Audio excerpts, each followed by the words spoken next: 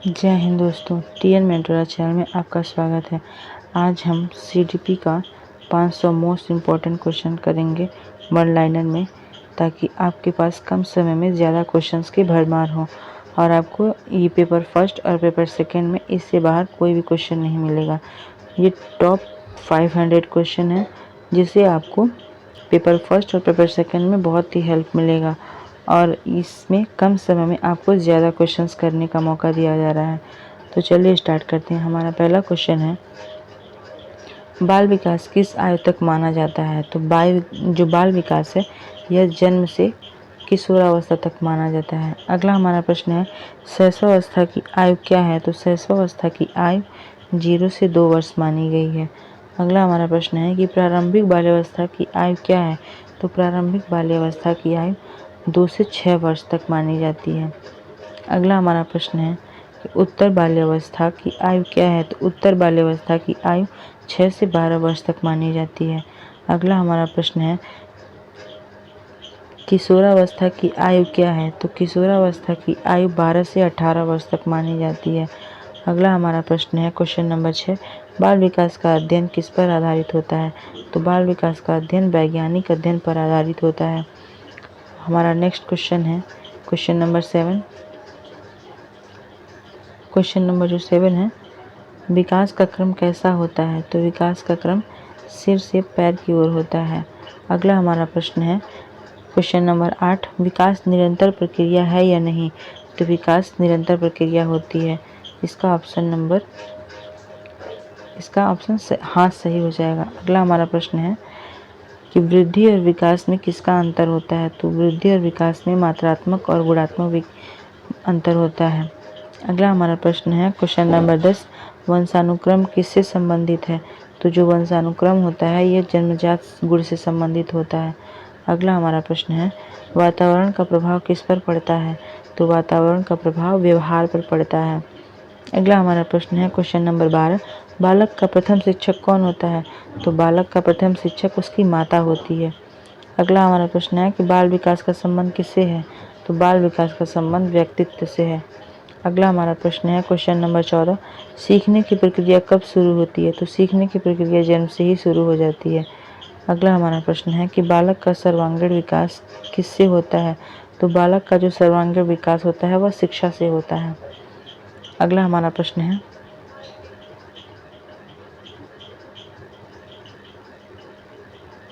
Question number 16, सीखना क्या है? तो सीखना जो होता है यह व्यवहार में परिवर्तन लाता है, सीखना इसे ही कहते हैं।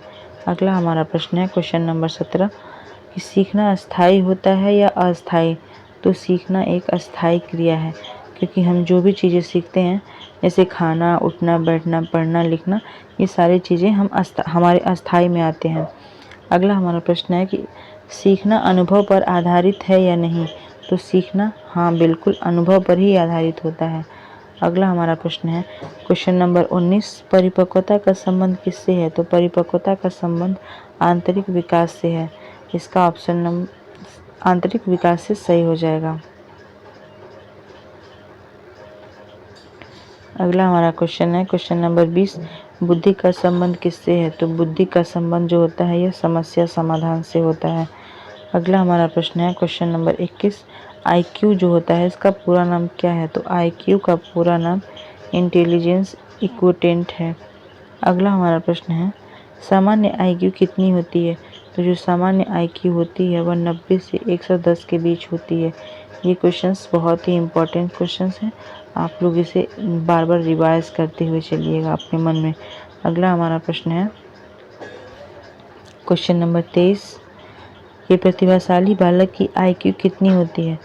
तो प्रतिभाशाली बच्चों की जो आईक्यू होती है वह 130 से अधिक होती है। अगला हमारा प्रश्न है 24, मंदबुद्धि बालक की आईक्यू कितनी होती है? तो मंदबुद्धि की जो बालक की आईक्यू होती है वह 70 से कम होती है।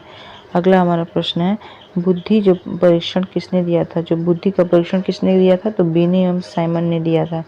ये बीने एवं साइमन दो व्यक्ति हैं। अगला हमारा प्रश्न है कि बहुबुद्धि सिद्धांत किसने दिया था? तो बहुबुद्धि सिद्धांत हार्वर्ड गार्डनर ने दिया था। बहुबुद्धि सिद्धांत हावर्ड गार्डनर ने दिया था। अगला हमारा प्रश्न है क्वेश्चन नंबर 27। गार्डनर के अनुसार बुद्धियों की संख्या कितनी है? तो गार्डनर के अनुसार बुद्धि की जो संख्या है वह 8 मानी गई है। अगला हमारा प्रश्न है क्वेश्चन नंबर 28। संवेगात्मक बुद्धि का सिद्धांत किसने दिया है? तो संवेगात्मक बुद्धि का जो सिद्धांत है यह डेनियल गोलमेल ने दिया है। अगला हमारा प्रश्न है क्वेश्चन नंबर 29। बुद्धि जन्मजात होती है अर्जित? तो बुद्धि जन्मजात और अर्जित दोनों होती है। अगला हमारा प्रश्न है कि रचनात्मकता किससे जुड़ी है? तो रचनात्मकता नवीन सोच से जुड़ी है। अगला हमारा प्रश्न है अभिप्रेरणा का क्या अर्थ है? तो अभिप्रेरणा का अर्थ होता है प्रेरित करना। अगला हमारा प्रश्न है आंतरिक अभिप्रेरणा कैसे होती है? तो आंतरिक अभिप्रेरणा होती है स्वतः होती है। अगला हमारा प्रश्न है क्वेश्चन नंबर 33। बाह्य अभिप्रेरणा किससे आती है? तो बाह्य अभिप्रेरणा पुरस्कार से आती है। बाह्य अभिप्रेरणा पुरस्कार से आती है। अगला हमारा प्रश्न है कि रुचि का संबंध किससे है? तो रुचि का संबंध नापसंद और पसंद कार्य करने से है। इसका जो सही हो जाएगा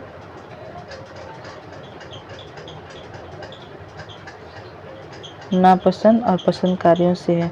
अगला हमारा प्रश्न है कि ध्यान का अर्थ क्या है? तो ध्यान का अर्थ होता है एकाग्रता। इसका सही है आंसर एकाग्रता। एकाग्रता होगा तभी हम ध्यान लगा पाएंगे। अगला हमारा प्रश्न है क्वेश्चन नंबर 36। स्मृति का संबंध किससे है? तो स्मृति का संबंध होता है याद रखने से। क्वेश्चन नंबर 37 है स्मृति के कितने स्तर होते हैं? तो जो स्मृति के स्तर होते हैं वह 3 होते हैं। अगला हमारा प्रश्न है क्वेश्चन नंबर 38। अल्पकालिक स्मृति कितनी देर तक रहती है? तो अल्पकालिक स्मृति जो होती है वह कुछ ही सेकंड के लिए होती है। अगला हमारा प्रश्न है क्वेश्चन नंबर 39। दीर्घकालिक स्मृति कैसे होती है? तो जो दीर्घकालिक स्मृति होती है वह अस्थायी होती है। अगला हमारा प्रश्न है स्मृति, जिसे विस्मृति भी कहा जाता है, इसका क्या अर्थ है? तो स्मृति या विस्मृति का अर्थ होता है भूल जाना। अगला हमारा प्रश्न है कि भूलने का सिद्धांत किसने दिया है? तो भूलने का सिद्धांत एबिंगहाउस ने दिया है। इसका ऑप्शन सही हो जाएगा एबिंगहाउस। ये बहुत ही इम्पोर्टेंट क्वेश्चन है, आप लोग इसे नोट डाउन कर लीजिएगा और इसे याद रखिएगा, क्योंकि भूलने का सिद्धांत भी पूछता है यूपी टेट में। ये सब बहुत ही इम्पोर्टेंट सब क्वेश्चंस हैं जो यूपी टेट के सिलेबस पर आधारित है। कुछ प्रश्न नए हैं और कुछ प्रश्न पीवाईक्यू से जोड़े गए हैं। टॉप 500 क्वेश्चन बनाया गया है। अगला हमारा प्रश्न है 42वां प्रश्न कह रहा है कि अधिगम की जो सर्वोच्च अवस्था होती है वह कौन सी होती है? तो अधिगम की जो सर्वोच्च अवस्था होती है वह बाल्य अवस्था होती है। अगला हमारा प्रश्न है 43। खेल का जो बाल विकास में क्या महत्व है? तो खेल का विकास में जो होता है बाल विकास में ये सर्वांगीण विकास करता है। इसका सही है ऑप्शन सर्वांगीण विकास। अगला हमारा प्रश्न है कि कल्पना शक्ति का विकास कब होता है? तो कल्पना शक्ति का विकास बाल्यावस्था में होता है। अगला हमारा प्रश्न है क्वेश्चन नंबर 45।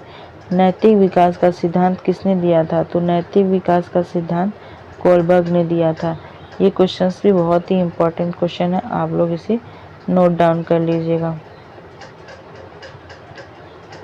अगला हमारा प्रश्न है क्वेश्चन नंबर 46।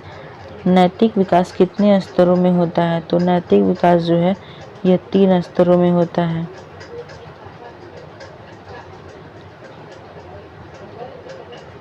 अगला प्रश्न है हमारा क्वेश्चन नंबर 47। समाजीकरण का क्या अर्थ है? तो समाजीकरण का अर्थ होता है समाज में ढलना।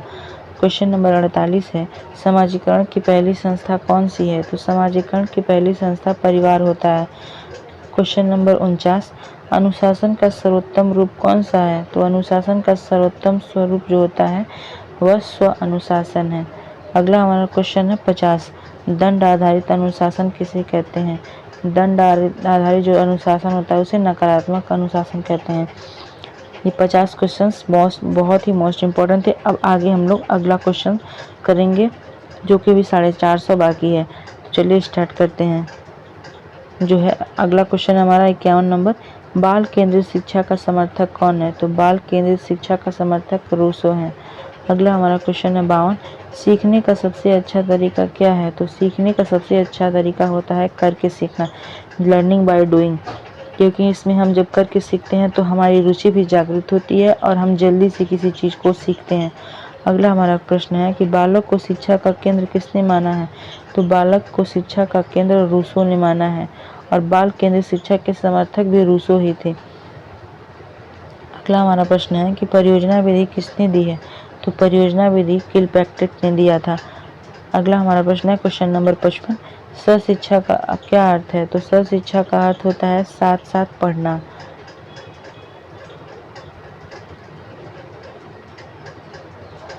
क्वेश्चन नंबर 56 है कि जो समावेशी शिक्षा होती है उसका क्या अर्थ है? तो समावेशी शिक्षा का अर्थ होता है सभी के लिए शिक्षा, सभी को समान अवसर देना पढ़ने के लिए और सभी को एक कक्षा में समान अर्थ से शिक्षा देना। अगला हमारा प्रश्न है कि विशेष आवश्यकता वाले बच्चे किसे कहते हैं? तो जो विशेष आवश्यकता वाले बच्चे होते हैं, दिव्यांग बच्चों को हम विशेष आवश्यकता वाले बच्चे कहते हैं। अगला हमारा प्रश्न है कि समावेशी शिक्षा किस पर बल देती है? तो समावेशी शिक्षा सामान्य अवसर पर बल देती है। अगला हमारा प्रश्न है कि शिक्षा में शिक्षक की भूमिका कैसी होनी चाहिए? तो शिक्षा में शिक्षक की भूमिका मार्गदर्शक के रूप में होनी चाहिए। अगला हमारा प्रश्न है कि शिक्षा का मुख्य उद्देश्य क्या है? तो शिक्षा का मुख्य उद्देश्य होता है व्यक्तित्व का विकास करना। अगला हमारा प्रश्न है कि शिक्षण और अधिगम में क्या अंतर है? तो शिक्षण क्रिया है और अधिगम जो होती है यह प्रक्रिया है, यही इनका अंतर होता है। शिक्षण एक क्रिया होती है और अधिगम प्रक्रिया होती है। अगला हमारा प्रश्न है कि शिक्षण की इकाई क्या है? तो शिक्षण की इकाई पाठ होता है। अगला हमारा प्रश्न है कि अधिगमकर्ता किसे कहते हैं? तो अधिगमकर्ता विद्यार्थी को कहते हैं।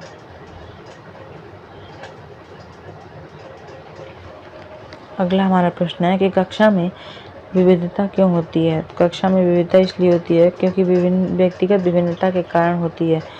क्वेश्चन नंबर 64 है हमारा कि कक्षा में व्यक्तिगत भिन्नता के कारण विविधता होती है। अगला हमारा प्रश्न है कि व्यक्तिगत भिन्नता का क्या आधार है? तो व्यक्तिगत विभिन्नता का आधार होता है वंश एवं वातावरण। अगला हमारा प्रश्न है कि सीखने की गति किस पर निर्भर करती है? तो सीखने की गति रुचि पर निर्भर करती है, क्योंकि जब हमारा इंटरेस्ट उसमें नहीं रहेगा तो हम अधिगम नहीं कर पाएंगे। अगला हमारा प्रश्न है कि मूल्यांकन का क्या उद्देश्य है?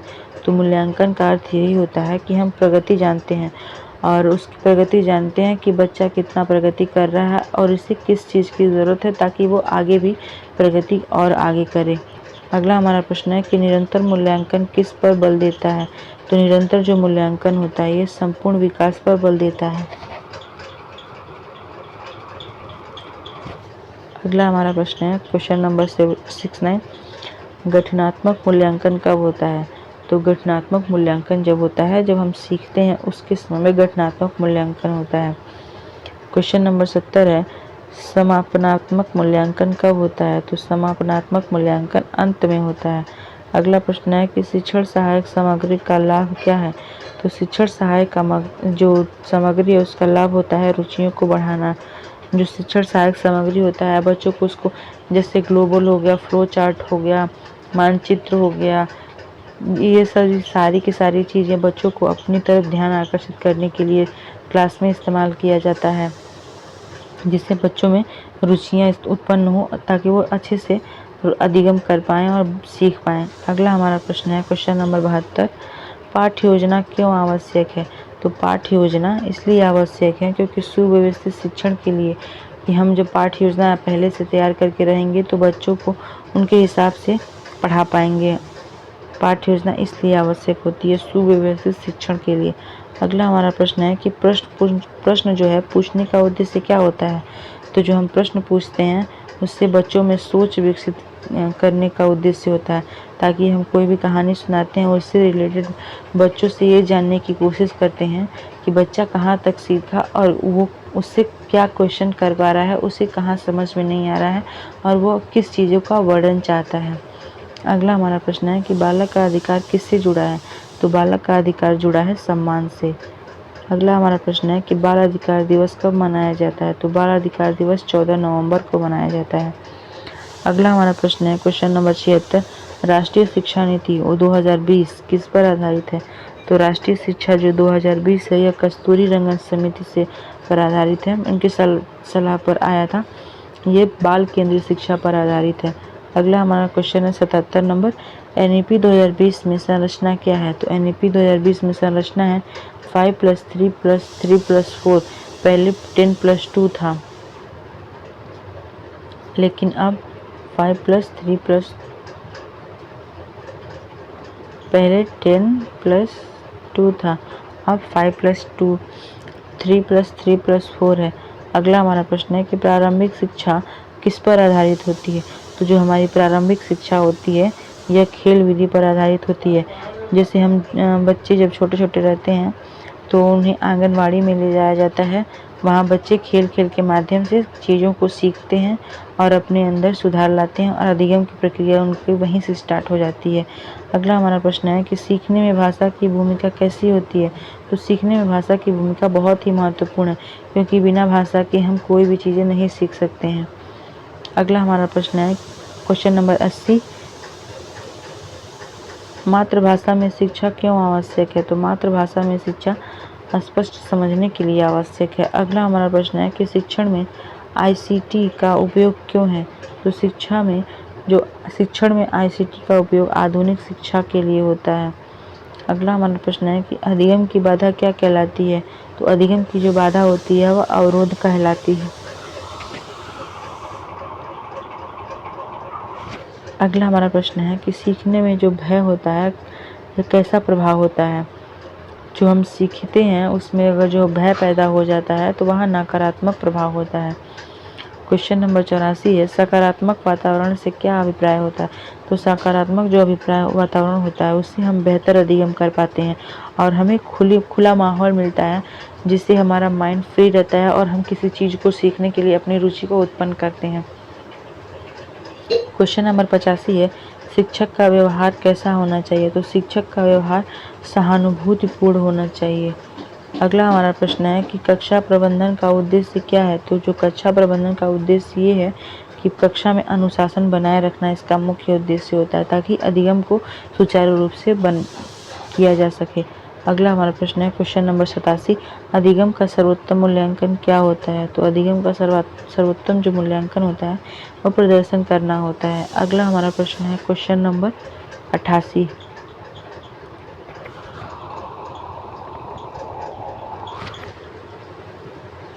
बालक का सर्वाधिक विकास कब होता है?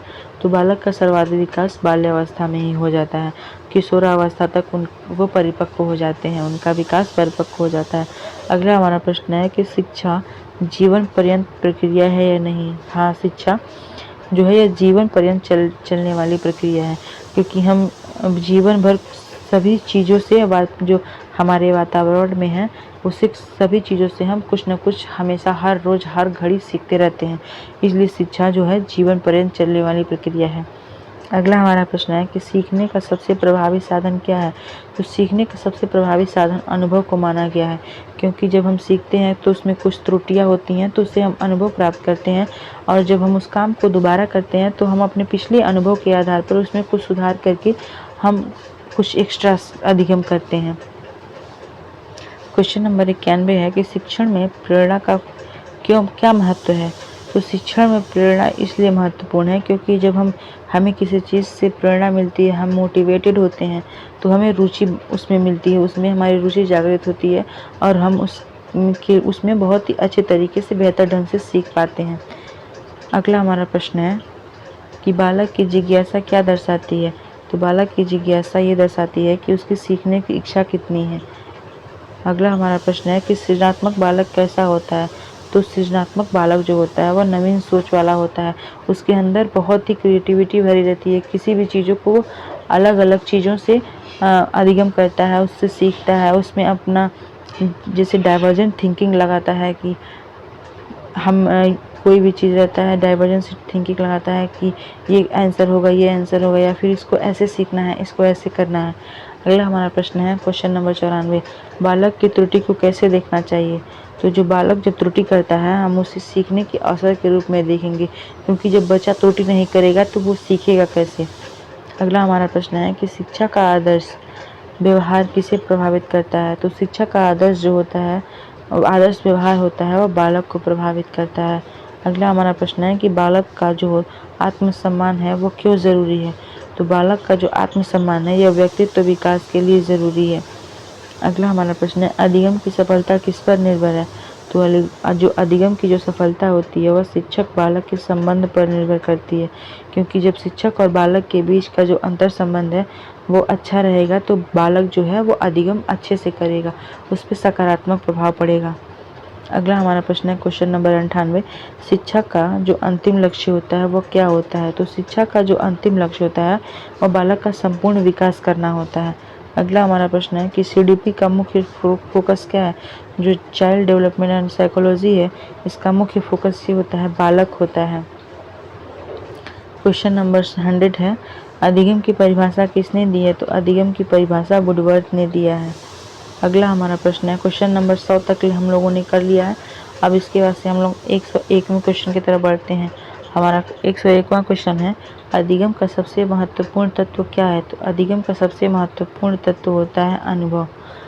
अगला हमारा प्रश्न है क्वेश्चन नंबर 102, व्यवहारवादी सिद्धांत किस पर आधारित होता है। तो व्यवहारवादी सिद्धांत व्यवहार पर आधारित है।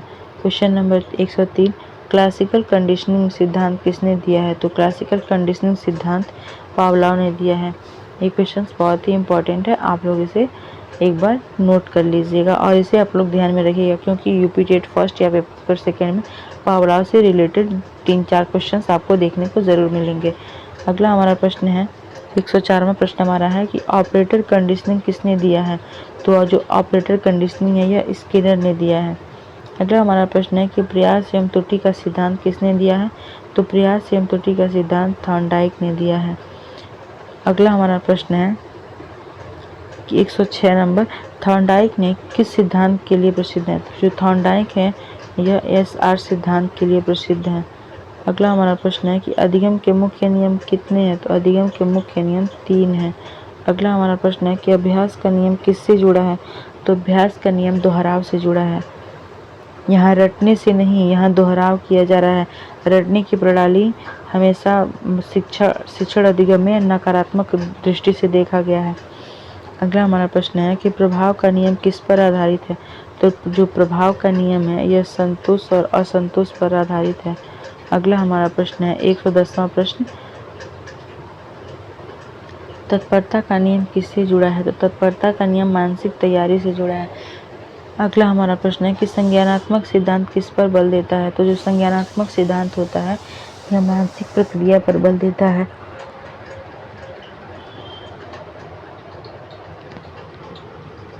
अगला हमारा प्रश्न है 112वां प्रश्न, गेस्टाल्ट सिद्धांत किसने दिया है। तो जो गेस्टाल्ट सिद्धांत है यह कोलबर्ट ने दिया है। अगला हमारा प्रश्न है 113वां प्रश्न, अंतर्दृष्टि अधिगम किससे जुड़ा है। तो अंतर्दृष्टि अधिगम जो है यह समस्या समाधान से जुड़ा है। 114वां प्रश्न हमारा है कि सीखने में समझ का महत्व किस सिद्धांत में है। तो सीखने में समझ का महत्व गेस्टाल्टवाद में है। अगला हमारा प्रश्न है कि निर्माणवादी सिद्धांत किसने दिया है। तो निर्माणवादी सिद्धांत पियाजे ने दिया है। अगला हमारा प्रश्न है 116वां प्रश्न, पियाजे किस विकास से जुड़े हैं। तो पियाजे संज्ञानात्मक विकास से जुड़े हैं। अगला हमारा प्रश्न है कि संज्ञानात्मक विकास के कितने चरण माने गए हैं। तो संज्ञानात्मक विकास के 4 चरण माने गए हैं। अगला हमारा प्रश्न है 118वां प्रश्न,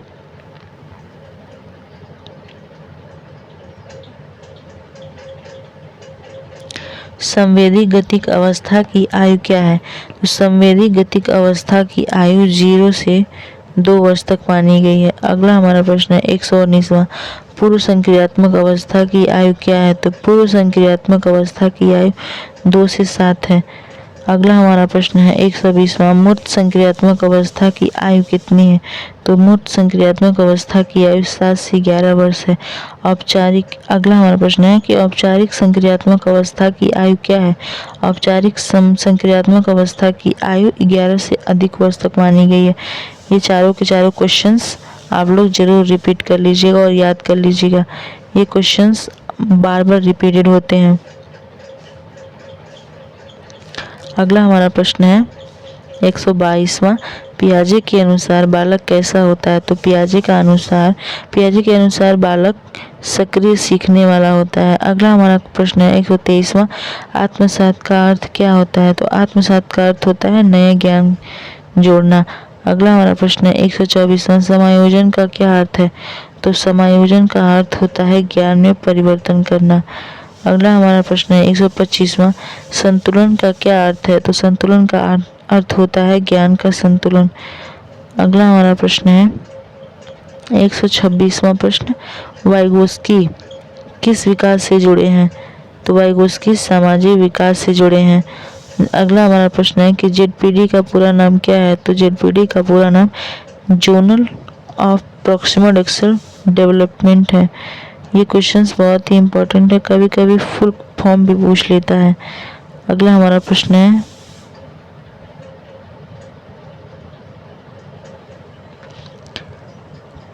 क्वेश्चन नंबर 128, जेडीपी किससे संबंधित है? जो जेडपीडी है यह संभावित विकास से संबंधित है।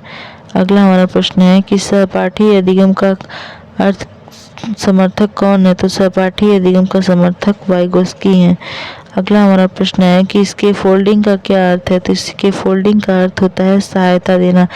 सामाजिक अंतःक्रिया से क्या बढ़ता है? तो सामाजिक अंतःक्रिया से अधिगम और अनुभव बढ़ता है। अगला हमारा प्रश्न है कि ब्रूनर किस सिद्धांत से जुड़े हैं? तो जो ब्रूनर हैं यह अन्वेषण अधिगम सिद्धांत से जुड़े हैं। अगला हमारा प्रश्न है कि ब्रूनर के अनुसार अधिगम के कितने प्रकार हैं? तो ब्रूनर के अनुसार अधिगम के 3 स्तर हैं।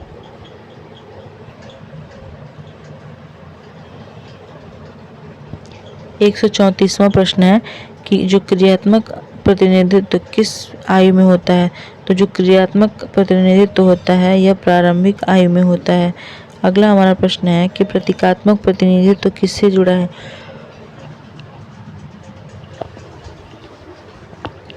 जो प्रतीकात्मक प्रतिनिधित्व है यह भाषा से जुड़ा है। अगला हमारा प्रश्न है 136वां, शिक्षण में खोज विधि किसने दिया है? तो शिक्षण में खोज विधि ब्रूनर ने दिया है। ये क्वेश्चंस बहुत ही मोस्ट इम्पॉर्टेंट क्वेश्चन है जो शिक्षण में खोज विधि दिए हैं। अगला हमारा प्रश्न है कि अधिगम में पुनर्बलन का प्रोत्साहन क्या है?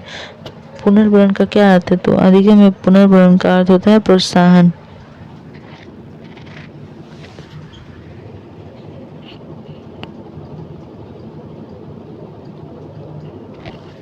अगला हमारा प्रश्न है कि सकारात्मक पुनर्बलन क्या है? तो सकारात्मक पुनर्बलन होता है पुरस्कार देना। अगला हमारा प्रश्न है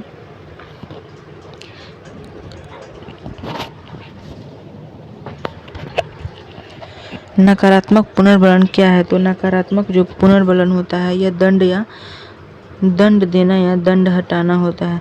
अगला हमारा प्रश्न है कि दंड का प्रभाव कैसा होता है? तो दंड का प्रभाव नकारात्मक होता है। अगला हमारा प्रश्न है कि सीखने में गलती का महत्व क्या है? तो सीखने में गलती का महत्व होता है सीखने का साधन। अगला हमारा प्रश्न है 142वां, अभ्यास से क्या बढ़ता है? अभ्यास से कौशल की वृद्धि होती है। अगला हमारा प्रश्न है कि स्थानांतरण का क्या अर्थ है कि तो स्थानांतरण का यह अर्थ होता है कि एक सीख का दूसरी सीख में उपयोग करना। और जब ये चीज़ जो एक सीखी हुई चीज़ दूसरी सीख में उपयोग करते हैं और वो हमें बाधा नहीं डालती है तो वहाँ सकारात्मक स्थानांतरण होता है। और जब हमारे सीखने में बाधा डालती है तो वहाँ पे नकारात्मक स्थानांतरण होता है। अगला हमारा प्रश्न है कि सकारात्मक स्थानांतरण क्या है? तो सकारात्मक स्थानांतरण होता है सहायक में अधिगम होता है और नकारात्मक अधिगम होता है बाधक होता है। अगला हमारा प्रश्न है कि प्रेरणा के कितने प्रकार होते हैं? तो प्रेरणा के 2 प्रकार होते हैं, आंतरिक और एक बाह्य। अगला हमारा प्रश्न है प्रश्न 147 नंबर, मैस्लो किस सिद्धांत के लिए प्रसिद्ध हैं? तो मैस्लो आवश्यकता सिद्धांत के लिए प्रसिद्ध हैं। अगला हमारा प्रश्न है कि मैस्लो की आवश्यकताओं को कितने स्तर में बांटा गया है? तो मैस्लो की आवश्यकताओं को 5 स्तर में बांटा गया है। अगला हमारा प्रश्न है कि सबसे निचली आवश्यकता कौन सी है? तो मैस्लो की जो सबसे निचली आवश्यकता होती है वह शारीरिक होती है। अगला हमारा प्रश्न है कि मैस्लो की जो सर्वोच्च आवश्यकता होती है वह कौन सी होती है? यहाँ पे आत्म साक्षात्कार होता है। 191वां प्रश्न है कि रुचि और प्रेरणा में क्या संबंध है? तो रुचि और प्रेरणा में सीधा संबंध है। अगला हमारा प्रश्न है कि भावना का संबंध किससे होता है? तो भावना का संबंध संवेग से होता है। अगला हमारा प्रश्न है कि भय का अधिगम पर क्या प्रभाव होता है? तो भय का अधिगम पर नकारात्मक प्रभाव पड़ता है। अगला हमारा प्रश्न है कि क्वेश्चन नंबर 154 आत्म अवधारणा की क्या है? तो आत्म अवधारणा स्वयं की छवि है। अगला हमारा प्रश्न है कि आत्मविश्वास से क्या बढ़ता है? तो आत्मविश्वास से प्रदर्शन बढ़ता है। अगला हमारा प्रश्न है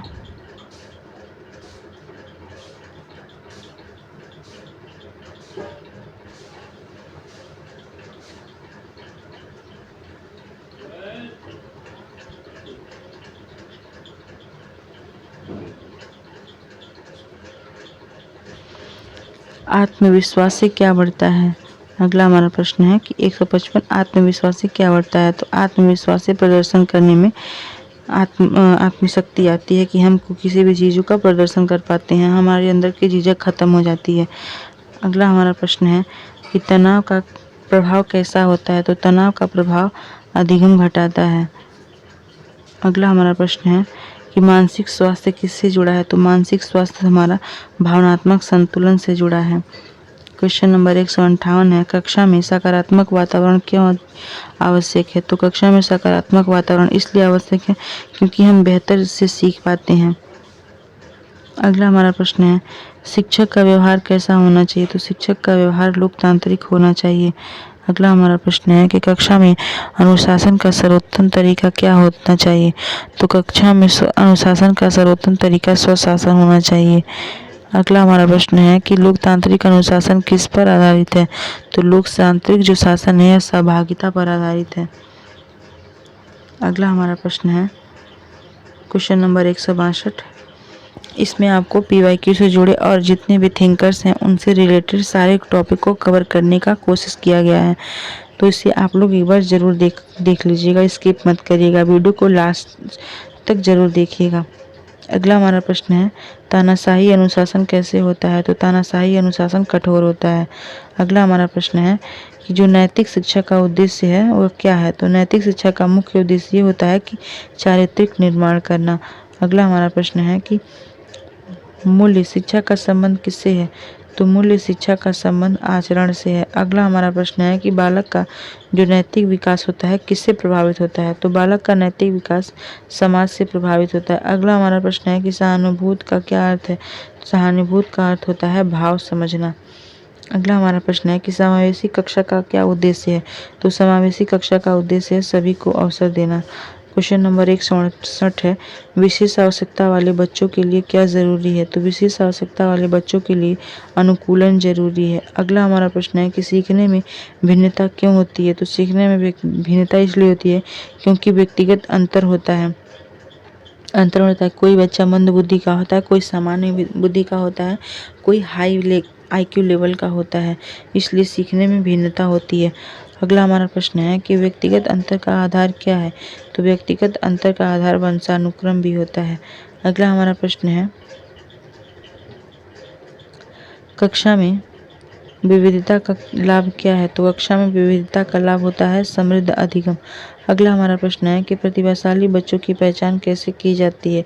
तो प्रतिभाशाली बच्चों की पहचान इसलिए ऐसे की जाती है कि जब बच्चा हाई लेवल का प्रदर्शन करता है, इससे पहचान होता है कि बच्चे की IQ लेवल बहुत ही हाई है।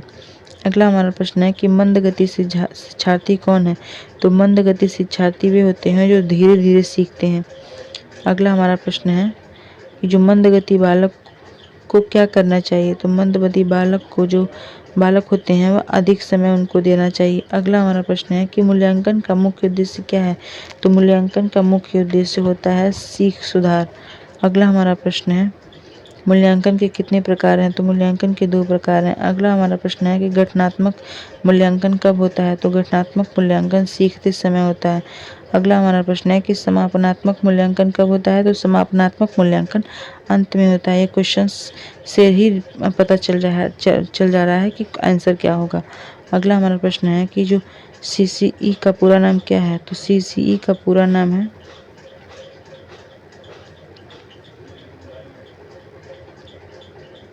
क्वेश्चन नंबर 179 का क्वेश्चन है कि CCE का पूरा नाम क्या है? तो CCE का पूरा नाम कंटिन्यूअस एंड कम्प्रिहेंसिव एवेल्यूएशन है।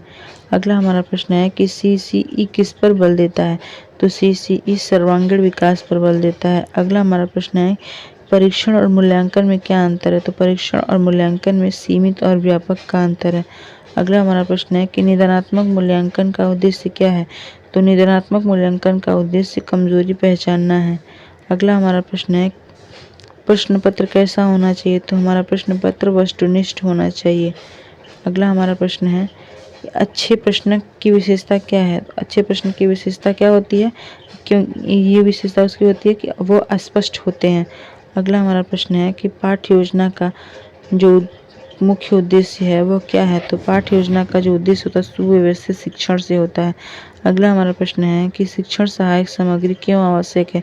शिक्षण सहायक सामग्री बच्चों को रुचि बढ़ाने के लिए इस्तेमाल किया जाता है। अगला प्रश्न है ब्लैक बोर्ड शिक्षण का लाभ क्या है? तो ब्लैक बोर्ड शिक्षण का लाभ ये होता है कि स्पष्ट प्रस्तुति की जाती है। अगला हमारा प्रश्न है कि ICT आधारित शिक्षण का लाभ क्या है? तो ICT आधारित शिक्षण का लाभ होता है सक्रिय रूप से सीखना। अगला हमारा प्रश्न है कि ई लर्निंग क्या है? ई लर्निंग का अर्थ होता है डिजिटल अधिगम। अगला हमारा प्रश्न है कि शिक्षण की भूमिका क्या होती है? तो शिक्षक की भूमिका सहायक के रूप में होती है। अगला हमारा प्रश्न है कि शिक्षा का आदर्श गुण क्या है? तो शिक्षा का जो आदर्श गुण होता है यह सहानुभूति होता है। अगला हमारा प्रश्न है 192 बालक का अधिकार किस पर आधारित है? तो बालक का अधिकार सम्मान पर आधारित है। RTE अधिनियम कब लागू हुआ था? तो RTE है अधिनियम 2009 में लागू किया गया था। अगला हमारा प्रश्न है कि RTE की आयु सीमा क्या है? तो RTE की आयु सीमा 6 से 14 वर्ष तक की है। क्वेश्चन नंबर 195 शिक्षा का अधिकार किस अनुच्छेद में है? शिक्षा का जो अधिकार है यह अनुच्छेद 21A में है। अगला हमारा प्रश्न है कि बाल केंद्रित शिक्षा का क्या अर्थ है? बाल केंद्रित शिक्षा का अर्थ है बालक प्रमुख सबसे होगा। इसमें बालक के अनुसार ही शिक्षक अपना शिक्षण विधि अपनाएगा। अगला हमारा प्रश्न है 197 शिक्षा का अंतिम उद्देश्य क्या है? तो शिक्षा का जो अंतिम उद्देश्य होता है वह समग्र विकास होता है। अगला हमारा प्रश्न है कि CDP का सबसे महत्वपूर्ण सिद्धांत क्या है? तो CDP का सबसे महत्वपूर्ण सिद्धांत है बालक की समझ।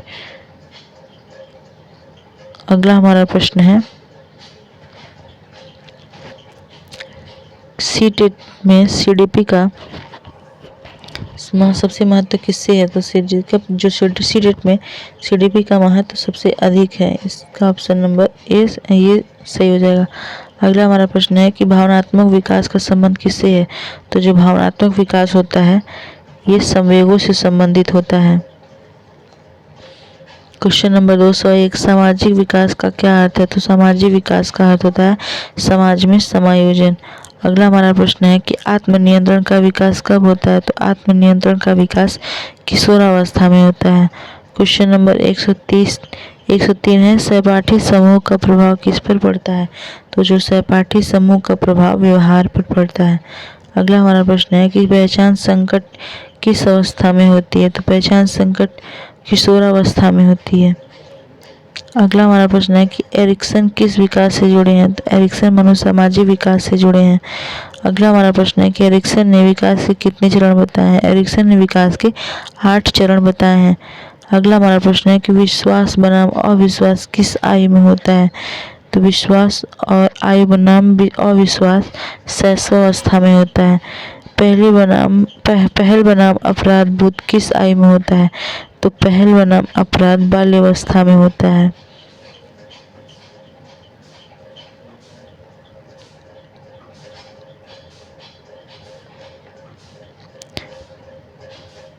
पहल बनाम अपराधबोध किस आयु में होता है? तो प्रारंभिक बाल्यावस्था में होता है। अगला हमारा प्रश्न है कि उद्योग बनाम हीनता किस आयु में होता है? उद्योग बनाम हीनता उत्तर बाल्यावस्था में होता है। अगला हमारा प्रश्न है कि पहचान बनाम भूमिका भ्रम किस आयु में होता है? तो पहचान बनाम भूमिका जो भ्रम है यह किशोरावस्था में होता है। अगला हमारा प्रश्न है कि आत्मसम्मान किससे बनता है? तो आत्मसम्मान सफल अनुभव से बनता है। अगला हमारा प्रश्न है कि सामाजिक अधिगम सिद्धांत किसने दिया? बंडूरा ने।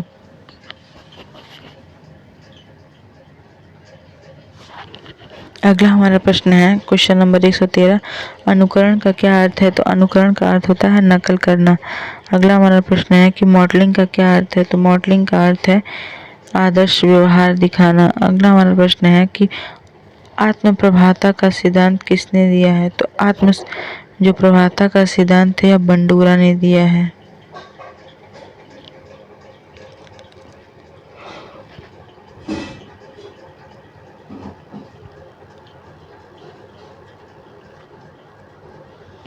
अगला हमारा प्रश्न है कि आत्म प्रभाता का अर्थ क्या है? तो आत्म प्रभाता का अर्थ होता है स्वयं पर विश्वास। अगला हमारा प्रश्न है कि सीखने में अवलोकन का क्या महत्व है? तो सीखने में अवलोकन का महत्व होता है उच्च। इसका ऑप्शन नंबर। अगला हमारा प्रश्न है कि भाषा विकास की शुरुआत कब होती है? भाषा विकास की शुरुआत शैशवावस्था में होती है। अगला हमारा प्रश्न है कि एक शब्द वाक्य अवस्था कब आती है? तो एक शब्द वाक्य अवस्था लगभग 1 वर्ष में आती है। अगला हमारा प्रश्न है कि टेलीग्राफिक भाषा अवस्था कब मानी जाती है? तो टेलीग्राफिक भाषा अवस्था 2 से 3 वर्ष तक मानी जाती है।